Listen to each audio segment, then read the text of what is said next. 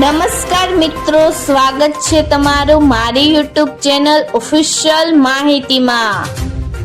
કાળઝાળ ગરમીની વચ્ચે કઈ તારીખથી રાજ્યમાં આંધી વળોટ સાથે વરસાદ તૂટી પડશે, સાથે જ આખા વર્ષ દરમિયાન ચોમાસું કેવું રહેશે, આના વિશેની સંપૂર્ણ માહિતી મેળવવા માટે આ વિડિયોને અંત સુધી જરૂર નિહાળજો અને હજુ સુધી મારી ચેનલને સબસ્ક્રાઇબ ના કરી હોય તો સબસ્ક્રાઇબ કરી લેજો।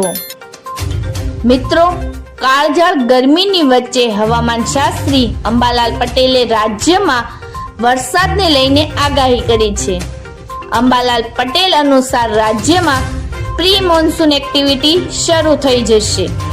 મિત્રો, અંબાલાલ પટેલે જણાવ્યું છે કે દક્ષિણ ગુજરાતમાં વલસાડ, ડાંગ સહિતના વિસ્તારોમાં પ્રી મોન્સૂન એક્ટિવિટી હેઠળ વરસાદ થઈ શકે છે, જ્યારે મધ્ય ગુજરાતના ભાગોમાં પણ વરસાદ થઈ શકે છે। મિત્રો, ખાસ કરીને આણંદ, વડોદરા, નડિયાદ સહિતના વિસ્તારોમાં વરસાદ આવી શકે છે।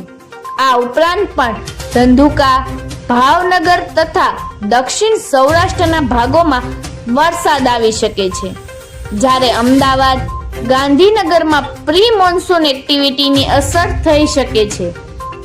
પંચમહાલના ભાગો તથા સાબરકાંઠાના ભાગોમાં પ્રી મોન્સૂન એક્ટિવિટી હેઠળ વરસાદ થઈ શકે છે। મિત્રો, અંબાલાલ પટેલે આગાહી કરતા જણાવ્યું છે કે આંધી વળોટ સાથે રાજ્યમાં વરસાદ થઈ શકે છે। મિત્રો, ખાસ કરીને 4 જૂન સુધીમાં રાજ્યમાં વરસાદ થઈ શકે છે।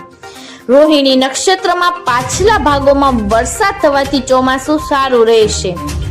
સવા મહિના પછી રાજ્યમાં સારો વરસાદ પડશે। મિત્રો, હવામાન વિભાગની આગાહી મુજબ ચોમાસાની સિઝનમાં દેશભરમાં સામાન્ય કરતાં વધુ વરસાદની અપેક્ષા રાખવામાં આવી છે, જે દેશમાં ગરમીથી ઘણી રાહત આપશે। મિત્રો, સમગ્ર દેશમાં દક્ષિણ પશ્ચિમ ચોમાસાનો વરસાદ 4% મોડલ ભૂલ સાથે લાંબા ગાળાની સરેરાશના 106% થવાની સંભાવના રહેલી છે। આમ સમગ્ર દેશમાં સામાન્ય કરતાં વધુ વરસાદ થવાની સંભાવના રહેલી છે, જ્યારે ઓગસ્ટ અને સપ્ટેમ્બરની વચ્ચે અનુકૂળ પરિસ્થિતિઓને કારણે આ ચોમાસામાં સામાન્ય કરતાં વધુ વરસાદની આગાહી કરવામાં આવી છે। મિત્રો, હવામાન વિભાગે જણાવ્યું છે કે આ વર્ષે ચોમાસામાં સામાન્ય કરતાં વધુ વરસાદ થવાની સંભાવના રહેલી છે। મિત્રો, જ્યારે IMD નું કહેવું છે કે આગામી 5 દિવસમાં કેરળમાં ચોમાસાની શરૂઆત માટે સ્થિતિ અનુકૂળ બની રહેશે, જ્યારે સામાન્ય રીતે કેરળમાં ચોમાસું 1 જૂને આવે છે, પરંતુ આ વર્ષે દક્ષિણ પશ્ચિમ ચોમાસું 31 મેના રોજ જ કેરળમાં પહોંચશે।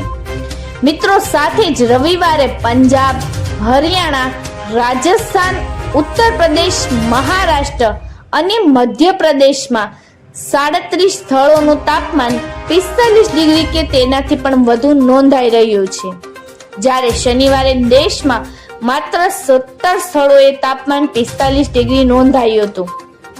હવામાન વિભાગે આગામી 2 દિવસ માટે રાજસ્થાન, પંજાબ, હરિયાણા, ચંદીગઢ, દિલ્હી, ઉત્તર પ્રદેશમાં તીવ્ર હીટ વેવનું રેડ એલર્ટ જાહેર કર્યું છે, જ્યારે મધ્યપ્રદેશ, મહારાષ્ટ્ર અને ગુજરાતના વિવિધ વિસ્તારોમાં હીટ વેવનું યલો એલર્ટ જાહેર કરવામાં આવ્યું છે।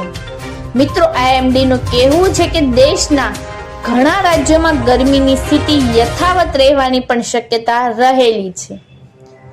મિત્રો, આવી જ વધુ માહિતી મેળવતી રહેવા માટે મારી ચેનલ સાથે જોડાયેલા રહેજો।